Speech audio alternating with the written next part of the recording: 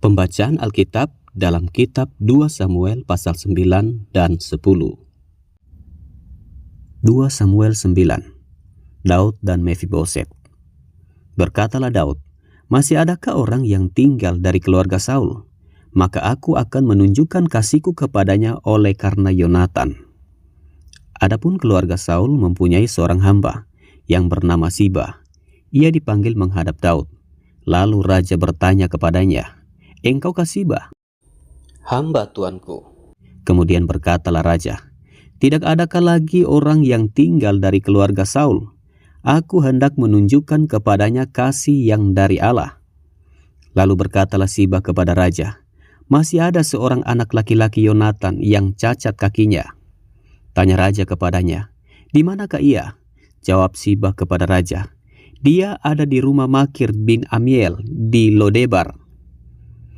Sesudah itu Raja Daud menyuruh mengambil dia dari rumah Makir bin Amiel dari Lodebar. Dan Mefiboset bin Yonatan bin Saul masuk menghadap Daud. Ia sujud dan menyembah. Kata Daud, "Mefiboset," jawabnya, "Inilah hamba tuanku."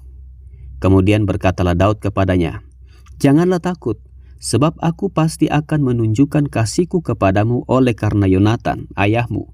Aku akan mengembalikan kepadamu segala ladang Saul, nenekmu. Aku akan mengembalikan kepadamu segala ladang Saul, nenekmu, dan engkau akan tetap makan sehidangan dengan aku." Lalu sujudlah Mefiboset dan berkata, "Apakah hambamu ini sehingga engkau menghiraukan anjing mati seperti aku?" Lalu raja memanggil Siba, hamba Saul itu, dan berkata kepadanya, "Segala sesuatu yang adalah milik Saul dan milik seluruh keluarganya, kuberikan kepada cucu tuanmu itu. Engkau harus mengerjakan tanah baginya, engkau, anak-anakmu dan hamba-hambamu, dan harus membawa masuk tuayannya, supaya cucu tuanmu itu ada makanannya. Mefiboset cucu tuanmu itu akan tetap makan sehidangan dengan aku." Siba mempunyai 15 orang anak laki-laki dan 20 orang hamba. Berkatalah Siba kepada raja, "Hambamu ini akan melakukan tepat seperti yang diperintahkan tuanku raja kepadanya." Dan Mefiboset makan sehidangan dengan Daud sebagai salah seorang anak raja.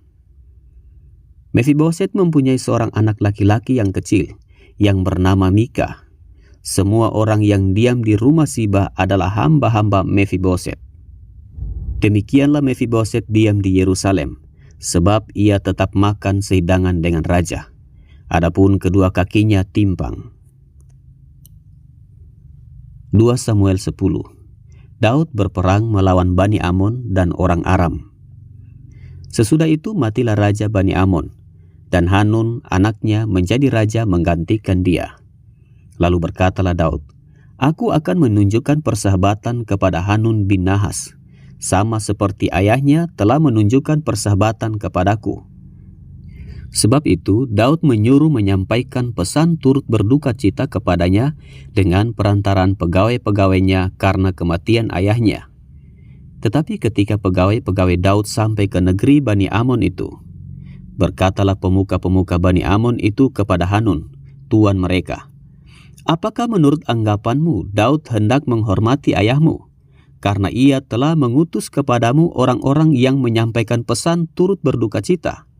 Bukankah dengan maksud untuk menyelidik kota ini, untuk mengintainya dan menghancurkannya? Maka Daud mengutus pegawai-pegawainya itu kepadamu." Lalu Hanun menyuruh menangkap pegawai-pegawai Daud itu. Disuruhnya mencukur setengah dari janggut mereka dan memotong pakaian mereka pada bagian tengah sampai pantat mereka. Kemudian dilepasnya mereka. Hal ini diberitahukan kepada Daud, lalu disuruhnya orang menemui mereka, sebab orang-orang itu sangat dipermalukan. Raja berkata, "Tinggallah di Yeriko sampai janggutmu itu tumbuh, kemudian datanglah kembali." Setelah dilihat Bani Amon bahwa mereka dibenci Daud, maka Bani Amon itu menyuruh orang menyewa dari orang Aram Bet Rehob dan orang Aram dari Soba 20.000 orang pasukan berjalan kaki, dari raja negeri Maaka 1.000 orang, dan dari orang-orang Tob 12.000 orang. Ketika Daud mendengar hal itu, Disurunyalah Yoab maju dengan segenap pasukan pahlawan. Lalu Bani Amon maju, diaturnya barisan perangnya di depan pintu gerbang.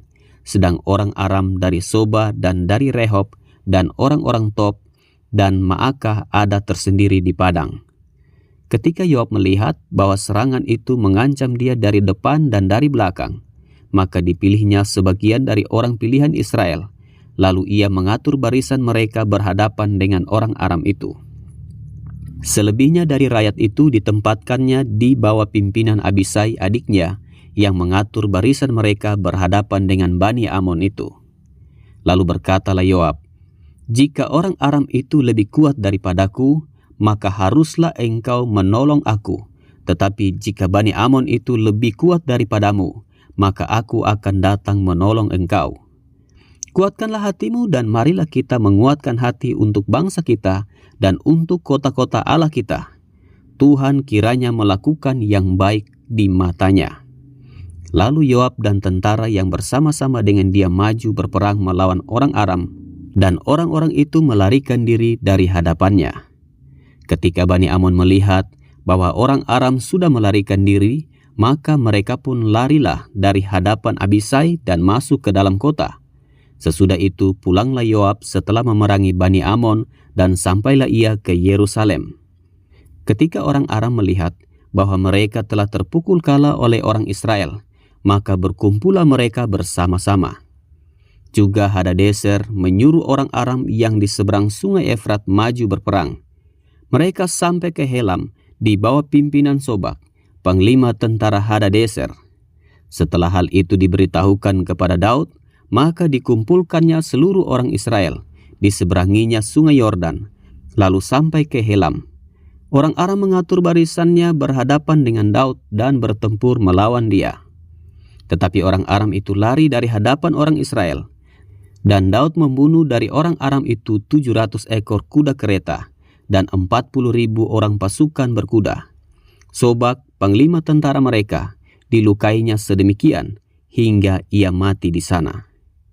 Ketika dilihat semua raja yang takluk kepada Hadadezer bahwa mereka telah terpukul kalah oleh orang Israel, maka mereka mengadakan perdamaian dengan orang Israel dan takluk kepada mereka. Sesudah itu takutlah orang Aram memberi pertolongan lagi kepada Bani Amon.